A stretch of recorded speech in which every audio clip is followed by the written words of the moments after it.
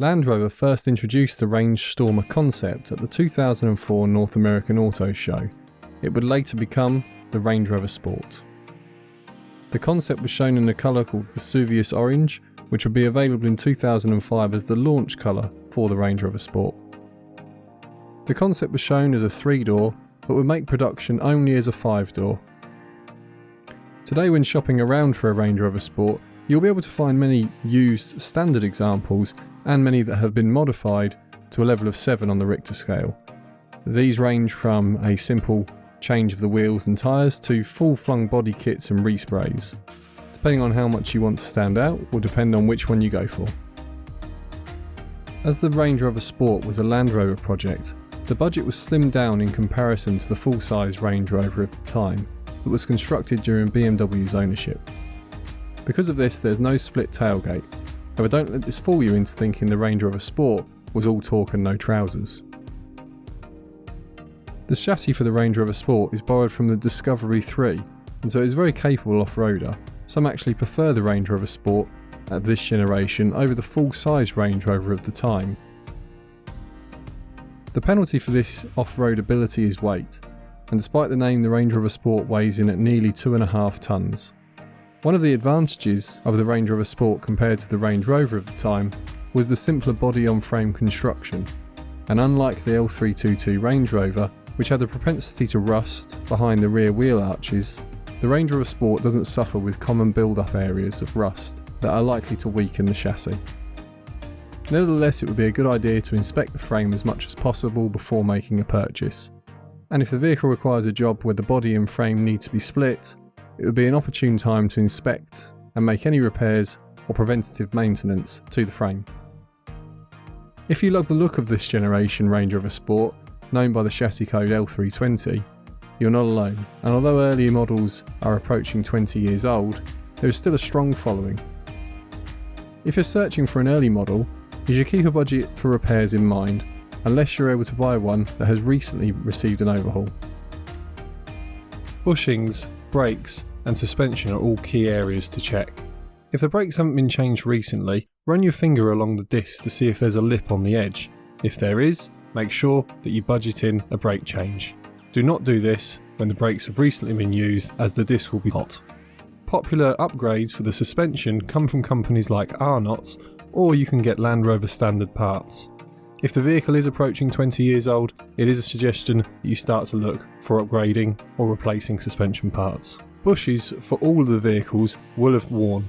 These vehicles are heavy, and if there is no evidence that they have previously been done, you should budget for at least some of the bushings to be changed. There is a variety of engines fitted to the Range Rover Sport. First, there was the 2.7 TDV6 engine, which was the most popular in the UK and Europe. It produced 188 brake horsepower, a 0-60 time of 11.9 seconds, and achieved 28 miles to the gallon. It was known as the Lion V6 as it was built with the PSA Group. The PSA Group wanted a 2.5 litre TDV6, and Land Rover wanted a 3 litre, so a compromise was made with the 2.7. The oil pump housing is a weak part and can be upgraded to a newer oil pump. Crankshaft weaknesses in design between the rod bearing journals and the counterweight can cause a complete engine failure, and so should be inspected before purchase. If there's evidence this has already been done, take it as a good sign. The 3.6 TDV8 is the best compromise between power and fuel economy, producing 268 brake horsepower with a 0-60 time of 8.6 seconds. You'll also be able to achieve 25 miles per gallon. The turbos are the known issue of this engine and can be an expensive job, usually because they will require the body to come off the frame for them to be replaced. The 4.4 V8 is probably the most reliable due to its simplicity, creating 295 brake horsepower with a 0-60 time of 8.2 seconds and achieving 19 miles per gallon. It is the middle ground between performance and reliability, although unpopular because the performance doesn't quite match the fuel economy. But if you are looking for a vehicle that is just going to run and be more reliable, this one is the one to go for. The Supercharged 4.2 litre V8 from Jaguar is a reliable, powerful but thirsty engine. It'll have 385 brake horsepower and a 0-60 time of 7.2 seconds, but you will only achieve 17 miles to the gallon. It's best avoided with an LPG conversion, These engines don't take kindly to it, and the piston design is not for LPG. If you find someone that's had this done, ask them how long they've had it, and the advice would be switch it back to just running on petrol. Even though they'll cost you more money, it should avoid a total engine failure in the future.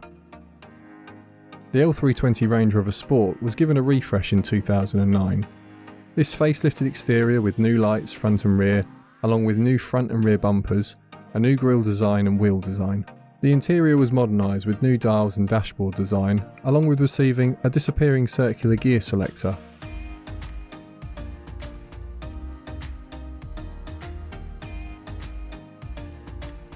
Land Rover eventually got their way and built the 3-litre TDV6 or SDV6 as they named it. This was the engine that Land Rover always wanted, and improved on the 2.7 design, but it still isn't perfect. You'll get 242 brake horsepower, a 0 to 60 time of 9 seconds, and 31 miles to the gallon. Late models of this Range Rover Sport fitted with the 3-litre TDV6 or SDV6 will have a 8-speed gearbox. If possible, this would be the one to go for fuel economy and speed.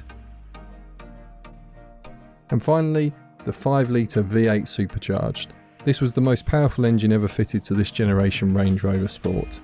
It produces 502 brake horsepower, a 0 to 60 time of 6 seconds, and achieves 19 miles per gallon. The known faults of this engine are the timing chain guides. If they haven't already been upgraded with newer parts, then that's something you'll have to budget for. If your budget stretches to the 2009 to 2013 redesign of the L320, then you'll benefit from newer engines, refocused suspension, and a more up-to-date look that features daytime running lights and doesn't look as dated as earlier models.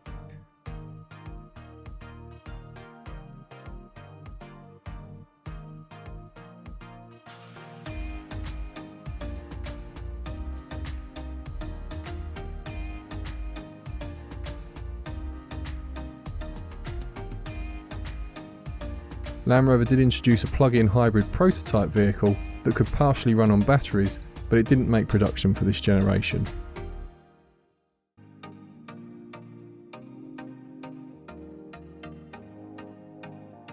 And now finally to see a Range Rover in a workshop, because what Range Rover video would be complete without it?